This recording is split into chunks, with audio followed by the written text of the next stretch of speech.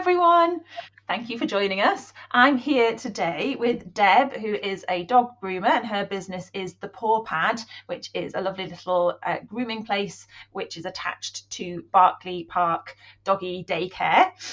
She's also a canine arthritis management advocate. So that's a course that's done for doggy professionals about recognising arthritis and the impact that that has on our older dogs. And she also runs a brilliant Facebook group and page called Not Dead Yet, which is all about the care of our older canines. So that's what we're going to chat about today. We're going to chat about our golden oldies, what normal changes are as dogs get older. And I mean, a lot of this will apply to cats as well. We're just going to focus on dogs mainly today, but normal changes that happen as they get older, and things that might not be normal, how you can best care for your older dog, and we might even touch on thinking about end-of-life care as well. So thank you so much for joining us today, Deb. Thank you for having me. It's lovely to be here. Oh, it's great. It's great. So I suppose in your personal experience, both as a dog owner and as a groomer, what kind of changes do you start to notice as a dog gets older? And I mean, you know, I suppose it's a bit how long is a piece of string? When do you call a dog an old dog? But I guess actually some of these physical changes are some of the markers for aging. So what kind of things do you see? Yeah, well, it's interesting you mentioned, when do they become old dogs? Because I recently realised that, my dog is 14, and in the eyes of his insurance company and the pet food manufacturers, he's been a senior dog since he was 7 years old. Oh, wow. That's half of his life. Half of his life he's been a senior dog. And so I suppose, from around that age, we're going to start to see changes. And of course, we know that 80% of dogs over the age of 8 suffer from arthritis. So we need to look for changes in that area.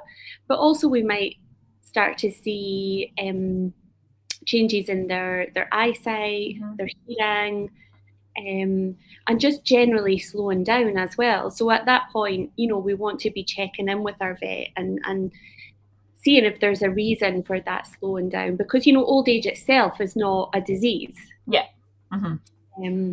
So yeah, that is something I always find that's a really funny one. So lots of vets and other doggy professionals say that all the time, because we're so frustrated, I guess, when clients who love their dogs come in and you ask them a few questions and they say, oh yeah, well, he can't go up the stairs anymore, but he's just getting old, isn't he? And to us, we're going, no, that means he's sore, or there's something else happening and we can help. So then we'll quite often say to them, oh, it's age isn't a disease. And I think that's true. Age is not a disease. But then sometimes I think it almost goes too far the other way, certainly for some vets, maybe not for groomers and you guys, other professionals. But sometimes then I think we forget that there are some natural changes that happen as we age that are inevitable, and that we need to compensate for when we have older dogs in, even if we're taking care of their arthritis, that there are other things. So I guess the things I'm thinking about, which some of them will be really relevant to you, are things like their muscle distribution and muscle strength will go down over time, even if you exercise them really well and feed them really well, and they've got no physical issues, or they have issues that are being dealt with, that we need to pay more attention to things like nice bedding if they're in kennels with us, possibly not expect them to stand for as long. Maybe if you're doing the grooming, you probably have to find that you have to give them a few more breaks than normal. And as you said, sometimes there are changes in hearing or vision which aren't necessarily kind of pathological. They're not anything that needs a specific treatment. Talking from a herbal point of view, I might well offer some herbs that can help with some things like that. But there are a few things, and maybe some other stuff like skin changes that'll be really relevant to you. How as we age us and dogs, as we age, our skin gets thinner and more fragile. Yeah. And that doesn't necessarily mean they have a condition, although Mhm. sometimes it does mean they've got a problem with their thyroid or Cushing's or something else that can happen in older dogs.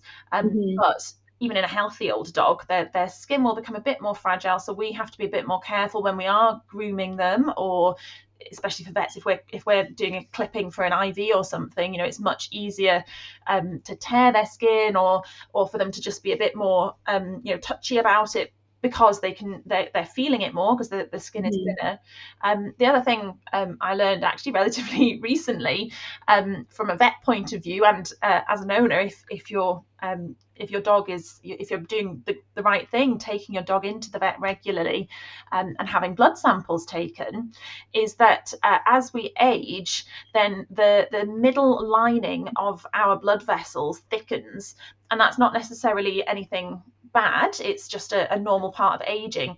But what it Mhm. means for me is that sometimes I'll see, say in their leg, I'll see a lovely fat vein that looks like this, and I think, oh great, I can stick my needle right in there, and I think I've got a lovely big tube to get in, but actually the space is much smaller. So it can be, I know it's really distressing as an owner if a vet's trying to take a blood sample and they can't, and you can see the vein, they can see the vein, and they can't get the blood out. And what's wrong with them? And they must be Yeah. useless. Yeah. It certainly made me feel a bit better about some older dogs that I've tried to put an IV catheter in, and I can see their vein, and you just don't understand why. Mhm. But there are some of these changes that are normal. But I think you're absolutely right that it's not just accepting that deterioration in function is inevitable.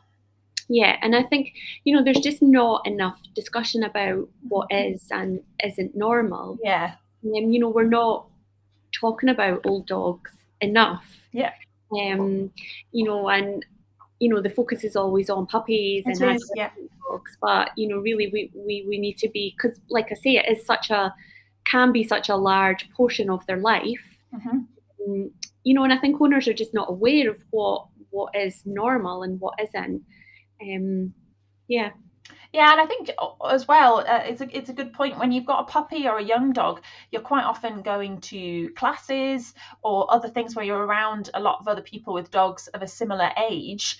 Hmm. But often when you've got an older dog, because of life and everything else, you're not doing as much as that normally. I mean, I know there's some people who carry on doing lots of very active group things with their dogs for their whole lives, but Yeah. often with the older dogs, you wind up either leaving them at home and taking the younger dog out to these things, or just not as much. So people with older pets maybe don't have that peer support that you get when you get a new puppy, and it's all very exciting. So that's why I think the Facebook group is really good, because it is, even though it is a bit of a tongue-in-cheek name, but it's a nice place for people to come and to find out, is this a sign there's something wrong with my dog, or is this, do all of your older dogs do this, Yeah. as well? Definitely. And I would really like to try and create like a nice community where, we're going out for social walks with our Mhm. older dogs and, chatting to each other about the things that we're going through and the experiences that we're having. Because it can be quite lonely. And and Absolutely. it's a lot looking after an older dog, especially if they've got more than one thing going on. Yes. We spend a lot of time caring for them, taking them to their appointments. Yeah. Um, Worrying yeah, about them. yeah, Yes, I know. Well, yeah. you just said earlier, didn't you, that but when we were chatting before this started, that there was some research done that showed that on average that you spend about 3 hours a day caring for Mhm. your older dog, which when you pack it into work and family life and everything else, that's a large proportion of your time, Yeah. and to not have the right support for that time can be really tricky. So Mhm. as well as joining a Facebook group and finding out if there's any kind of social groups going on in your area, what else do you think that people should be doing to get the support they need for caring for their older dog? I think having a good open dialogue with your vet is, essential. But also petitioning your vet to, start senior dog clinics, arthritis clinics, places, maybe led by nurses because, Yeah. no offense to vets, but I think nurses sometimes, they listen a bit more Yeah. and, you vets are just giving us the information. And I think, we really need to use our nurses more. Absolutely. Mhm. So make an appointment with your nurse to have a chat about issues. There's lots of health concerns, for older dogs that I wasn't aware of until they actually happened. Mhm. So vets were offering these senior dog clinics where they talk to us about things that might come up, Mhm. issues, health conditions that they might have. Then that could prepare us, for the Yeah. road ahead. So I think, yeah, petition your vet for a senior dog clinic. This is me petitioning you now for. Yes, yes, don't worry, we're on it. But yeah, you're absolutely right. And I think, yes, so at the wellness centre, that we've got at least one nurse, actually both of them like consulting, but we've got one nurse who's particularly interested in consulting, and her main drive is building that bond with clients, getting to know the patients, and and be able to make those kind of clinical assessments, which nurses are absolutely great at. And you're right, they often do take a bit more time than the vets, and can, I think sometimes as well, and I might be wrong, maybe it's just me who's a bit scary, but I think often I found that clients feel more comfortable asking certain questions or sharing certain things with nurses, and they feel, I don't want any of you to ever feel embarrassed about asking me anything. There's no stupid questions, but I do think it can be a bit daunting sometimes, that you don't want the vet to think you're a bit silly about, or think that you're making a fuss over nothing.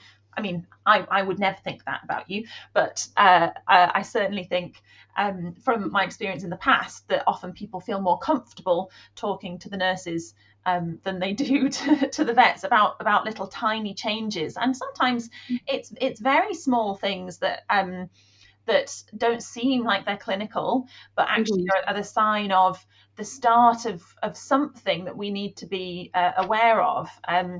Classic one, I guess, with older dogs is something like pacing at night time or vocalizing at night time, and that you're starting to struggle with them in the evenings. Mhm.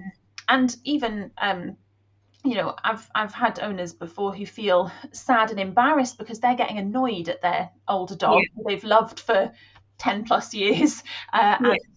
but because they're trying to get their kids to bed or get some sleep themselves or something, and there's this really difficult period of the evening, Mhm. it's almost something they don't want to share and talk about because it's such a frustration in their life. Definitely. But like I say, I think that's why it's so important to keep an open dialogue with your vet and to keep up with the regular vet checks.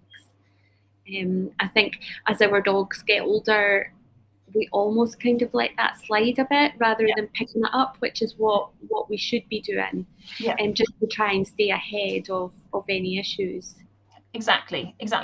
And so, just I suppose we can to give people a bit of a heads up, what sort of things did you find as the owner of a golden oldie that did crop up that you weren't necessarily expecting, or that you had to make life adjustments for, that you kind of didn't, as you say, that sort of blindsided you until they came up? Yeah, so actually, I ended up the carer of four golden oldies all Oh at God. once. Accidentally, I just didn't think it through when I was collecting all of these village. Um, but I think one of the big things for me was when one of them lost his sight. Hmm. And that wasn't something that I was ready or prepared for. And Becky at East Coast Dog Training, she always says to us in the classes, proof your cues. You need your visual cue Hmm. and you need your vocal cue. But I hadn't done that. And so, you know, Patch had just been following my vocal cue and my visual cues all the time. Yeah. And when he didn't know what I was asking him when he couldn't see me. Oh. So I had to go right back to square one with his training. And then the opposite of that, as cousin Leo has lost his hearing, he's found it really frustrating because I'm not able to give him the right information. Yeah. So, that's been really challenging for us in our relationship. And then in terms of health things, I had, Lily developed issues with her kidneys.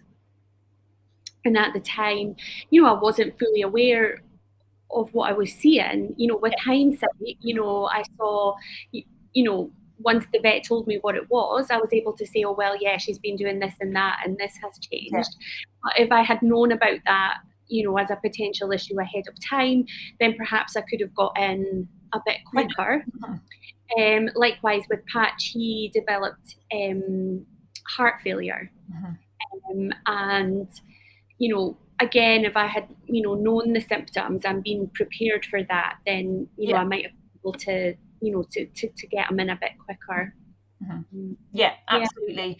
And those two are actually both really good examples of conditions where nutrition can play a massive role in managing them. So I think as well, sometimes as dogs become older, they do become a little bit more fussy with their food, but don't just put that down to age change. It might be a normal age change, but often that's kind of one of the first signs, isn't it, of things like, especially not so much the heart, but certainly things like kidney disease, as well as the classic drinking more, which sometimes is really hard to assess at home, especially if you've got multiple dogs and you kind of notice like, oh, they've drunk quite a lot, but oh, it's summer, and you maybe don't notice it. But the being a bit fussy with their food and little things like that, I think is certainly worth a vet check.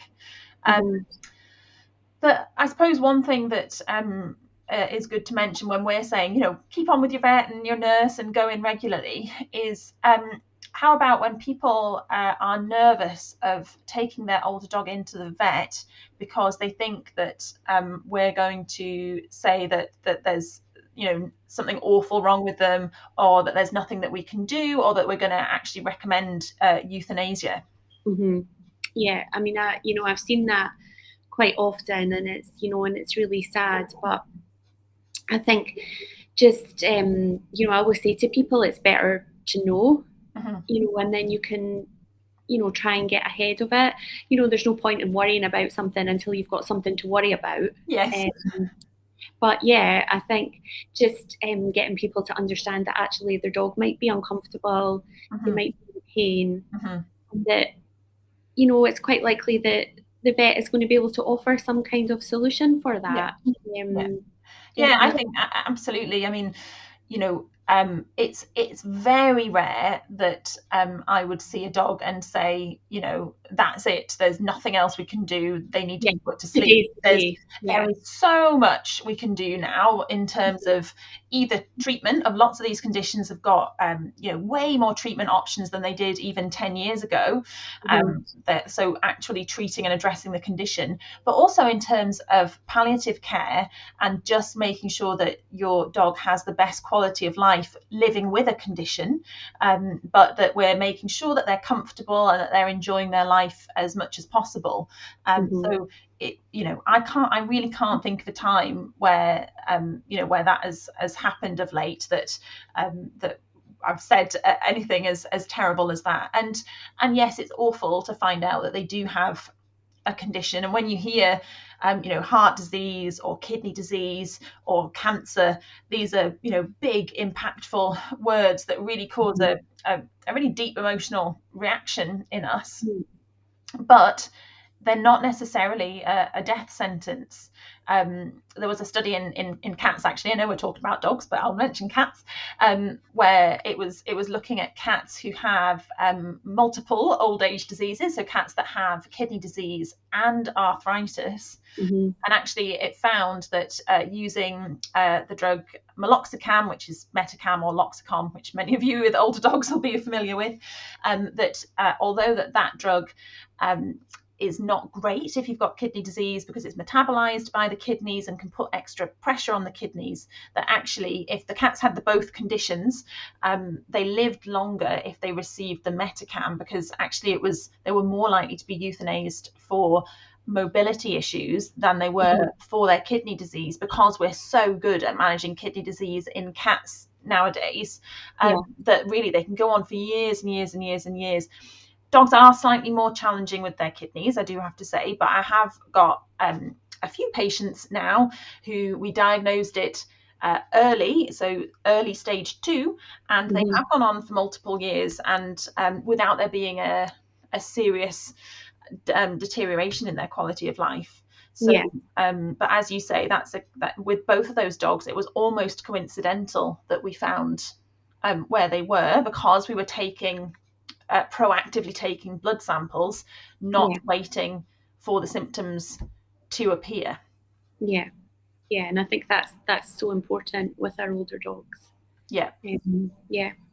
And I think as well, it doesn't just have to be blood samples. I mean, your vets can do, they can do so much. So in our senior wellness clinics, we will be doing blood samples, and there'll be different ones depending on what life stage they're at. And with dogs, of course, it's a bit complicated, because small dogs age, they'll have a longer life expectancy, so their old isn't the same as a Great Dane's old, which is very different.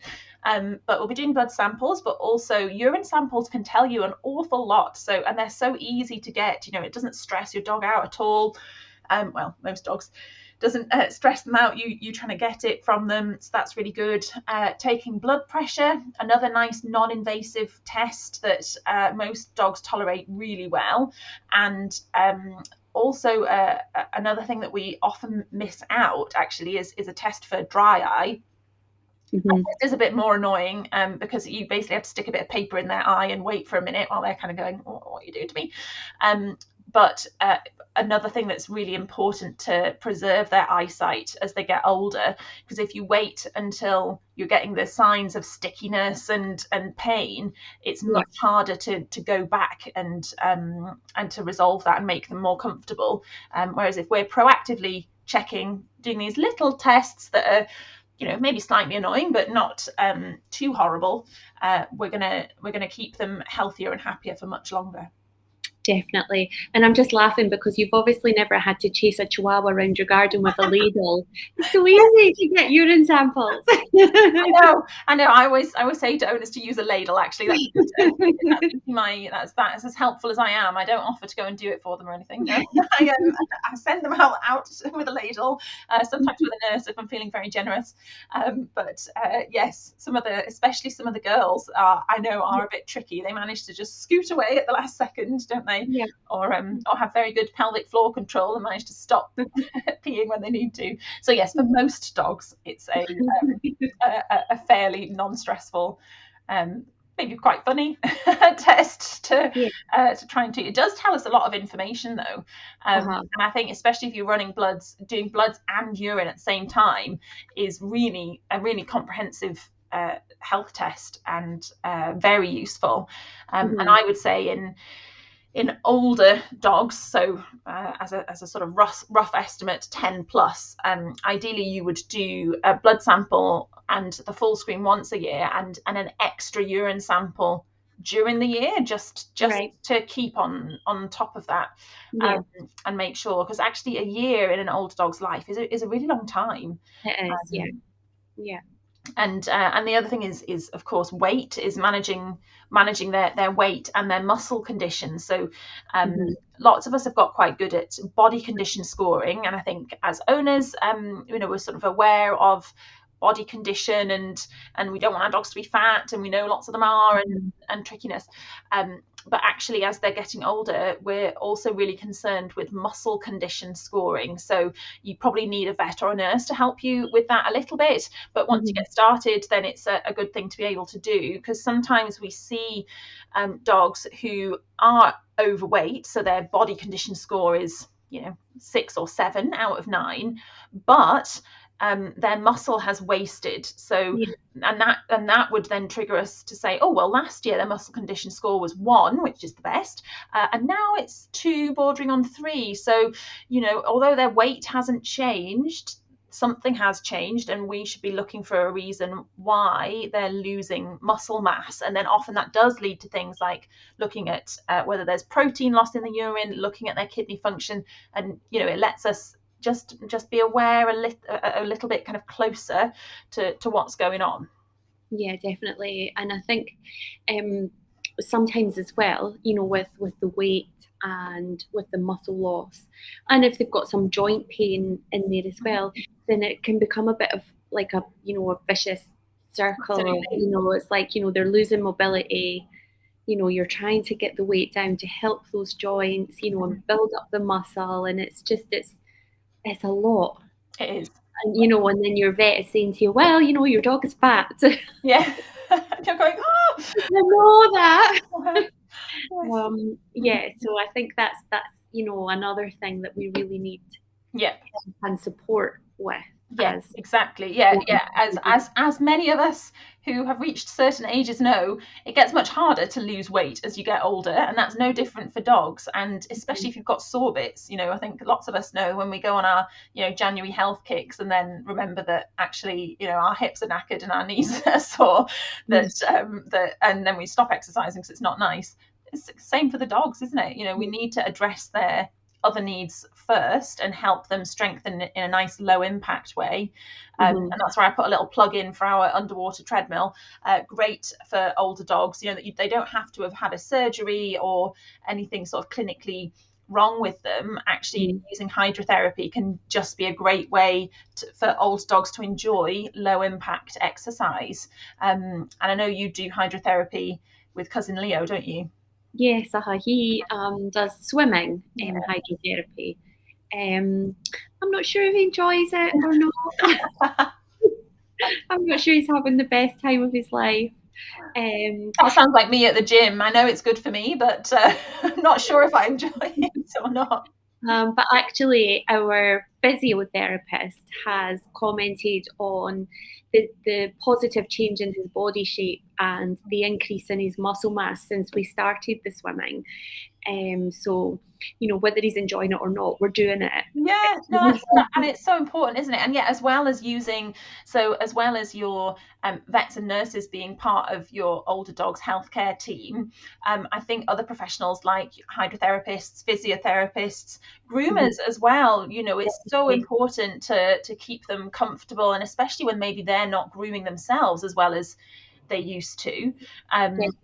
Really important, creating a whole sort of team of people around your dog that are there to support you and to support them, and maybe to notice when things change as well. I mean, I'm sure you see this when it's really hard if you see your dog every day, you don't notice subtle changes, whereas if you see them every 6 weeks or whatever, I'm imagining you might say suddenly like, oh, there's been a big change here. Definitely, and it's so important as a groomer to be looking out for those things and to be noting anything, and to, if I do find a lump or a change on a dog, I'll take a picture, I'll send it to the owner with the date and say, because the vet is going to say, when did you spot this and how big was it? So here is some information. But also one of the things I'm always banging on about is feet and the importance of keeping the feet nice. Yes. Keeping the nails nice and short, which can be tricky if you've got a dog that has pain and in the feet. But keeping the nails nice, just to help with the posture. And keeping the fur on the pads trimmed as well. Because if you've got a dog who's a bit unsteady on their feet, who's maybe having issues with their eyesight and their hearing, making sure that they know where their feet are in the world is so important for making them comfortable. So I'm always on my grooming page, like literally once a month I'll post about feet. And I offer free nail clipping for the dogs in the daycare as well, just to make sure that all of the daycare customers have nice feet. That's my other big passion. Old dogs' feet, but only dog feet though. Oh, lots of us love dog feet anyway. But yeah, I think you're absolutely right, and it is an area that in the past certainly I've been guilty of sort of brushing over when I've, if I'm doing a vaccination consultation or something, because I know so many dogs are difficult to do their nail clip. You get to the end of the consult, you're running a little bit behind. You kind of look at their feet and think, oh, their feet are all kind of sideways a bit, and the nails are growing like this rather than sitting nicely. And you think, Yeah. oh, they'll be okay, and you send them out the door. But Yeah. it's really, don't do that anymore. It's really important not to do that, and to help, because the more we let them kind of that stress happen, then the worse it's going to get, and the next time it's going to be even worse. And as you say, they're going to lose their grip on the floor more easily. The last thing you want is that call of such and such is bringing their dog in because they're off their legs. That's always the what everyone worries about their older dogs. They're going off their legs, and sometimes adequate foot care and a bit of pain relief is a magic cure for dogs who Definitely. can't walk. Yeah, and rugs in your house as well. Absolutely. I know it's such a shame. The trend for laminate floors has a lot to answer for, I think, both in young dogs who have hip or elbow dysplasia. So dysplasia is the sort of precursor to arthritis in many cases. That if they are doing any of that, when they're running, if they do any of that lateral slidey movement as they're running as puppies, which we know they do, we've seen them all skate around the floor, we know that's really, really bad for their joints. And it's the same as they get older, that you really want nice, grippy floors, and don't be afraid to ask your vets as well for similar, because it's challenging in a vet's, because you need floors that are wipe clean and easy to sterilize, but there's no reason why we can't use things like grippy floors or mats or things to help your older dog access the vets when they need it. Yeah, I mean, in some more forward-thinking vet practices do keep a supply of yoga mats or similar, so that when your dog is sitting in the waiting room, they're not having to scramble to get back up again, and when they're on the table, there's like a nice surface for them. I always take our own mat to our vet appointments. I think it's a really good idea, and if you're and if they're lying down for a while in the waiting room or in the consult room, there should really be a bed or something there. We don't want them lying on hard floors. You wouldn't really have your older dog lying out on the pavement for any long period of time. So it's okay to ask for those things if your vets don't already proactively do that. I think it's really important. So I guess the other thing to touch on whenever we talk about care of older dogs, and how what we can look at that's normal and not normal, is when do we start talking about not having them in our lives anymore, and when do we start talking about saying goodbye to our much loved older family dogs? Definitely. And when it's such a tricky and emotive subject, isn't it? No one wants to think about their dog passing away. We just don't. But I think depending on the illness or condition that your dog has, I mean, we all know it's coming eventually, right? But for some of our dogs, if they have heart disease, for example, or an issue with their kidneys, that's potentially going to result in some kind of crisis. Where the decision is taken out of your hands. Yeah. And so we're kind of from the point of diagnosis to this crisis point, we're on this kind of unknown timeline of a journey. And it's like, well, which point on this journey do we call it a day? And personally, I think, we all want to be avoiding that crisis point. And I think any point in that journey is actually fine. And I would hope that the vet, would be supportive of that decision. There's so much more to think about than, I still want my dog to be here. I want my dog to be alive. You have to think about, well, how well is the dog coping and responding to the treatment that it's having? Yeah. Are they taking the medication well? Are they coping well with the visits to the vets? Yes. Because if not, then that's potentially going to be a factor in your decision making. Absolutely. Yeah. The last thing we want to do is to prolong their life by making it much more stressful for them. So if they really hate taking meds and actually your relationship is being damaged by you having to tablet them physically or squirt stuff down them or do something like that, certainly my professional opinion is don't do that. Our whole your dog lives in the moment, and it's really important to them, especially as they get older. Their relationship with you is one of their most important things at that stage of their life. So don't do anything to damage that at the end. Definitely. And there's a vet in America, Dr. Mary Gardner. She's a specialist in geriatric care. She runs an organisation called Lap of Love, and it's an America-wide network of vets who will come out to your house to help you with home palliative care and euthanasia. And she talks about budgets and checking the budgets when you're thinking about end of life care. So obviously there's your financial budget. Can you afford this treatment and still pay your mortgage and feed your children? That's such an important thing to consider, because not all insurance companies are made equal, and not everyone has insurance. So financial is, and we shouldn't be made to feel bad for not being able to afford that treatment. Absolutely. And I said to someone even the other day, sometimes these very practical reasons, they're just as valid as any other reason. So for someone who they have to go away for work sometimes, and they know now in their older dog that any time apart, their older dog is really distressed, even though they used to be fine going to a friend's house that they're very familiar with. They used to be fine.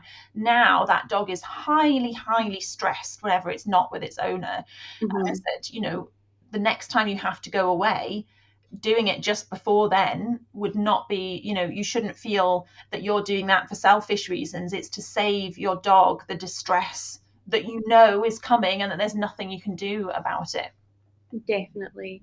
And I think our own emotions have to play a part as well, like whether we can emotionally carry the burden of caring for that dog. Yeah. Because as we mentioned before, we also have elderly parents, and we also have children, and we also have friends and work. And it's like, have I got the emotional capacity to, let this eke out for a long period of time? And again, I think if you don't, that's a valid reason. Yeah, absolutely. To say goodbye. And then also depending on some conditions, for example, arthritis. If your dog is less mobile, and you live in a flat and you're having to carry them up and down the stairs, that's fine if you've got a nice little 10-kilo dog. Yeah. But if you've got a bigger dog, or if you have some mobility issues yourself, then you physically can't provide the care that dog needs. And so I think, again, that's a valid factor to consider. But I think the main thing for me is just it's this unknown timeline and catching it before the crisis point. But actually, I think if we normalise talking about end of life and talking about the options that are available, then we can make it a really nice thing. A nice positive end, done in a calm way, a comfortable way, so there's less distress for your dog. You can feel more in control of the situation, which can help manage your grief. I mean, nothing can really prepare you, especially if you've had a dog for a long time. But it can all it's certainly much easier to manage than, as you said, if the decision is taken out of your hands, maybe has to be an emergency clinic, it does not at home, and lots of other things that you can see your dog in distress, and they're all things that sometimes are unavoidable, but that we would like to avoid if we can. Yeah, definitely. And so you can make it really nice. You can think about how you want the end to look. You can choose the day, as awful as that sounds, and it is such a burden. It's not nice to think that you are making these decisions and taking that life away. But one of the things that Dr. Mary Gardner says is that, you're not taking away good days, you're protecting them from bad ones. Absolutely. And I think that's such an important thing to keep in your mind. Yes, exactly. And one technique I sometimes ask people to use if they're really struggling to decide when is because we can get very kind of hyper focused on them and almost like writing down every tiny little thing that's going on, really, really focused. And I say, don't do that. Just on the calendar every day, write either a smiley face or a sad face of your general impression of how their day was. And you'll see a pattern then. You'll see that although you think things are really bad at the moment, that actually overall they're still pretty happy and doing their normal things, and you're coping okay, and you will start to see the switch of when there's more of those bad days, and that, as you say, that you can protect them from having more bad days than good. Definitely. And actually CAM have a really good good day bad day diary that you can download from their website. That's really helpful. But I think it's important to know that everyone in the family is using the same measures. Yes. And that we all sit down and decide, well, actually, what's the ratio of good to bad that we're going to tolerate? Yes. And I think it's sometimes helpful to think about, well, what are you waiting for? You're on this journey towards this crisis point. What are you waiting for? Are you waiting until they're not eating and drinking anymore? Are you waiting until they can't stand up? Are you waiting until they're toileting and not able to move away from it? What are you waiting for? Yeah. And I think sometimes, as awful again as that is to think about, it does help us to absolutely find a place in that journey where where we're comfortable with saying goodbye. Yeah. And I think trust your gut as well. You know your dog best of all. You're the one who lives with them every day. You and the rest of your family, you live with them every day. You know them.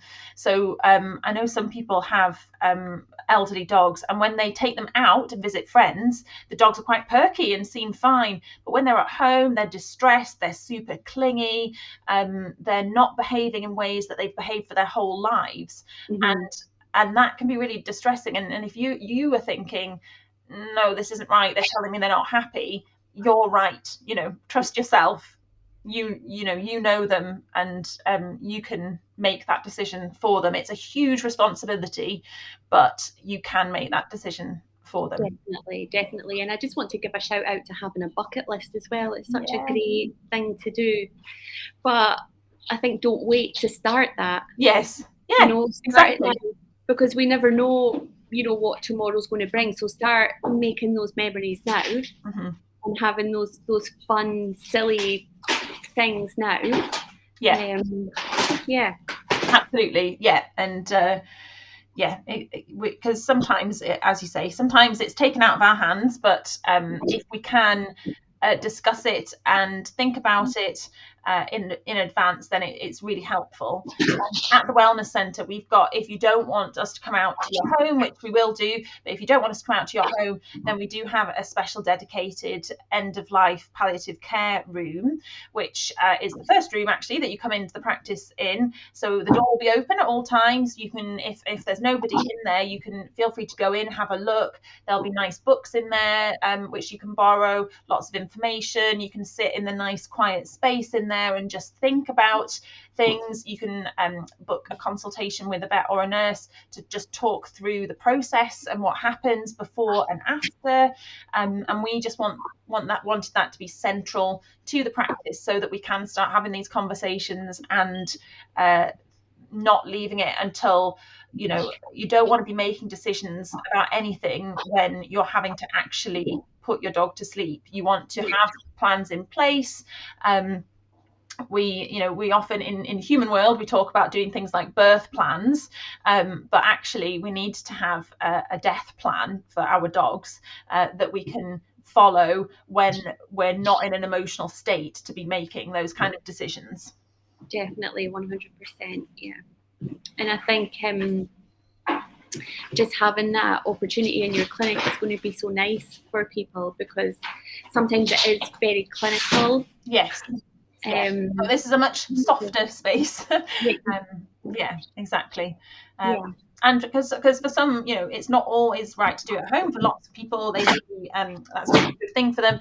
But sometimes actually, you don't want it to happen at home for whatever reason. And so it's, you can be reassured to know that there is another space that's protected and kind, and that you can do whatever you want in that space. Don't feel silly for asking for anything, like certain music being played, or certainly not for things like for taken, or or reading a poem, or whatever you want to do and however you want to say goodbye, is absolutely up to you, and nothing is out of the realms of possibility, really. Love that. Love it. Well, I think that's probably we've ended on it's difficult, isn't it? Because it's sort of, it's always like, oh, we've ended on a bit of a downer. But no, I think it's a positive thing to think about the end of their life being positive and leaving you with lots of nice memories, and an important part of caring for our older dogs. So thank you so much for chatting to us today, Deb. It's been lovely to see you, and I'm sure we'll find more things to do some little recordings of in the future. Definitely. Thank you for having me. Thank you. Bye. Bye.